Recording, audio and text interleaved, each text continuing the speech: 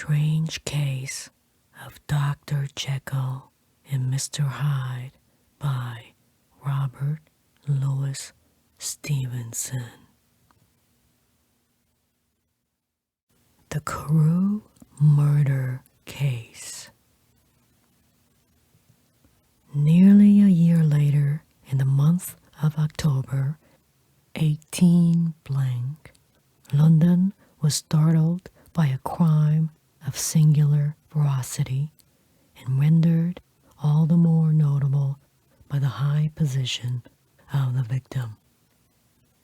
The details were few and startling. A maidservant living alone in a house not far from the river had gone upstairs to bed about 11. Although a fog rolled over the city in the small hours, the early part of the night was cloudless, and the lane, which the maid's window overlooked, was brilliantly lit by the full moon. It seems she was romantically given, for she sat down upon a box which stood immediately under the window and fell into a dream of musing. Never, she used to say, with streaming tears, when she narrated that experience, never has she felt more at peace with all men or thought more kindly of the world. And as she so sat, she became aware of an aged, beautiful gentleman with white hair drawing near along the lane, and advancing to meet him another and very small gentleman to whom, at first, she paid less attention. When they had come within speech, which was just under the maid's eyes, the older man bowed and accosted the other with a very pretty manner of politeness. It did not seem as if the subject of his address were of great importance. Indeed, from his pointing, it sometimes appeared as if he were only inquiring his way. But the moon shone on his face as he spoke, and the girl was pleased to watch it. It seemed to breathe such an innocent and old-world kindness of disposition, yet with something high, too, as of a well-founded self-content. Presently her eyes wandered to the other, and she was surprised to recognize in him a certain Mr. Hyde who had once visited her master and for whom she had conceived a dislike. He had in his hand a heavy cane with which he was trifling, but he answered never a word and seemed to listen with an ill-contained impatience. And then, all of a sudden, he broke out in a great flame of anger, stamping with his foot, brandishing the cane, and carrying on, as the maid described it, like a madman. The old gentleman took a step back with the air of one very much surprised and a trifle hurt. And at that, Mr. Hyde broke out of all bounds and clubbed him to the earth. And next moment, with ape-like fury, he was trampling his victim underfoot and hailing down a storm of blows under which the bones were audibly shattered and the body jumped upon the roadway. At the horror of these sights and sounds, the maid fainted. It was 2:00 when she came to herself and called for the police. The murderer was gone long ago, but there lay his victim in the middle of the lane, incredibly mangled. The stick with which the deed had been done, although it was of some rare and very tough and heavy wood, had broken in the middle under the stress of this insensate cruelty, and one splintered half had rolled in the neighboring gutter, the other, without doubt, had been carried away by the murderer.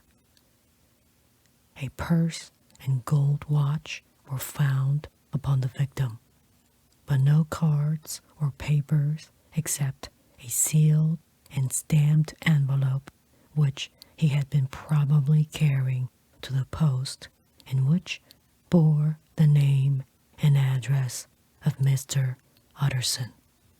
This was brought to the lawyer the next morning before he was out of bed, and he had no sooner seen it and been told the circumstances than he shot out a solemn lip. "I shall say nothing till I have seen the body," said he. "This may be very serious. Have the kindness to wait while I dress." And with the same grave countenance, he hurried through his breakfast and drove to the police station whither the body had been carried. As soon as he came into the cell, he nodded. "Yes," said he, "I recognize him. I am sorry to say that this is Sir Danvers Carew."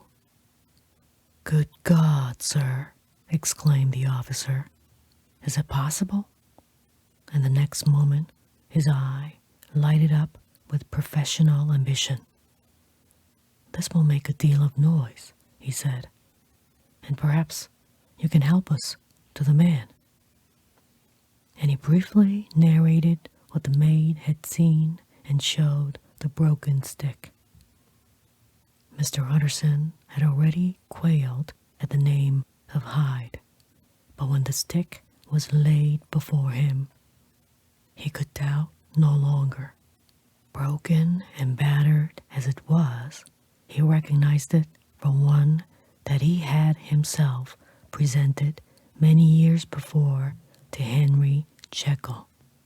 "Is this Mr. Hyde a person of small stature?" he inquired. "Particularly small and particularly wicked-looking is what the maid calls him," said the officer.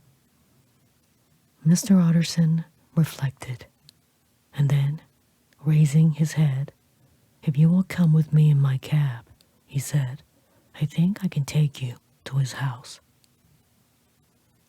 It was by this time about 9 in the morning, and the first fog of the season.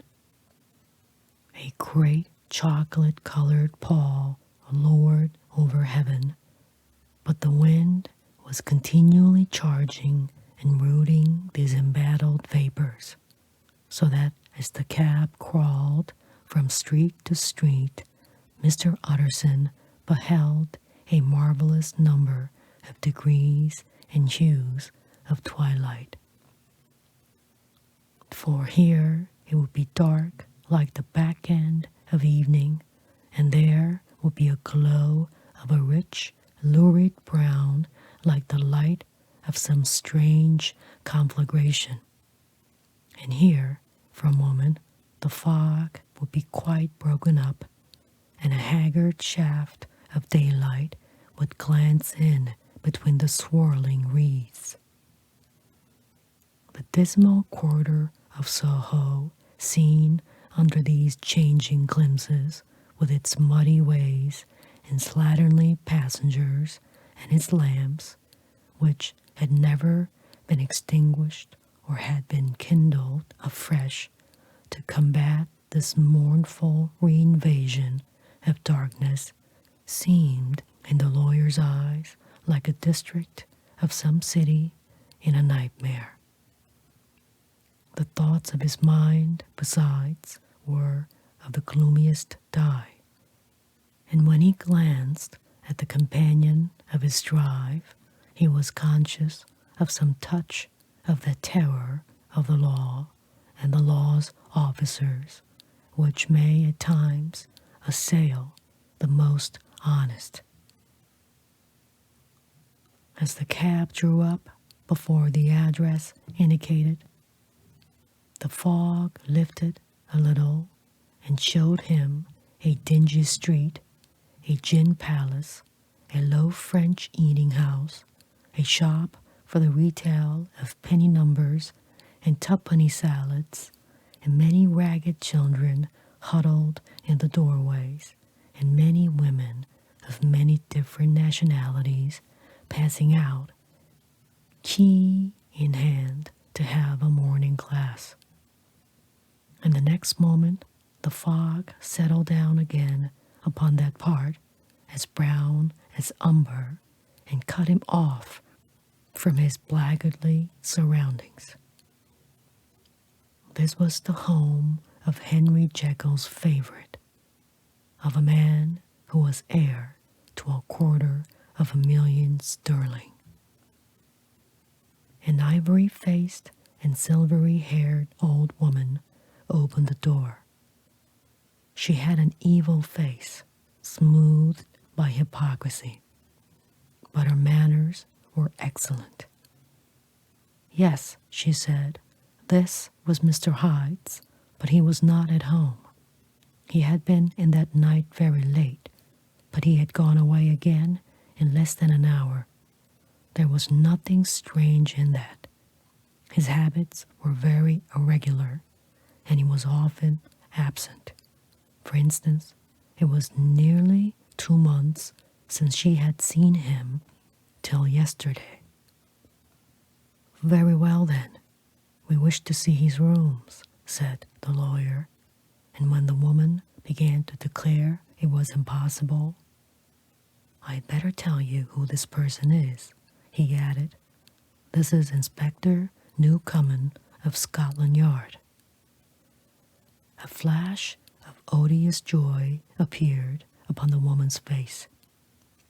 Ah, said she, he is in trouble. What has he done? Mr. Utterson and the inspector exchanged glances. He don't seem a very popular character, observed the latter. And now, my good woman, just let me and this gentleman have a look about us.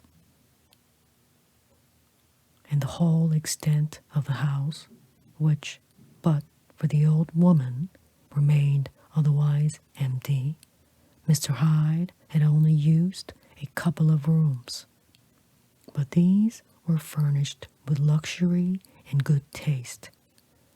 A closet was filled with wine.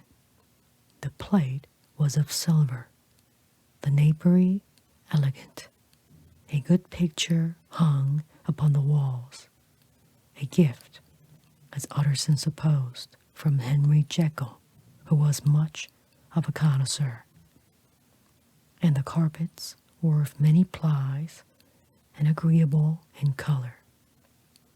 At this moment, however, the rooms bore every mark of having been recently and hurriedly ransacked. Clothes lay about the floor, with their pockets inside out. Lock-fast drawers stood open, and on the hearth there lay a pile of gray ashes, as though many papers had been burned. From these embers, the inspector disinterred the butt end of a green check book which had resisted the action of the fire. The other half of the stick was found behind the door, and as this clinched his suspicions, the officer declared himself delighted. A visit to the bank, where several £1,000s were found to be lying to the murderer's credit, completed his gratification. You may depend upon it, sir, he told Mr. Utterson. I have him in my hand. He must have lost his head, or he never would have left the stick. or, above all, burn the checkbook. Why, money's life to the man. We have nothing to do but wait for him at the bank and get out the handbills. This last, however, was not so easy of accomplishment, for Mr. Hyde had numbered few familiars. Even the master of the servant maid had only seen him twice. His family could nowhere be traced. He had never been photographed, and the few who could describe him differed widely, as common observers will. Only on one point were they agreed, and that was the haunting sense of unexpressed deformity with which the fugitive impressed his beholders.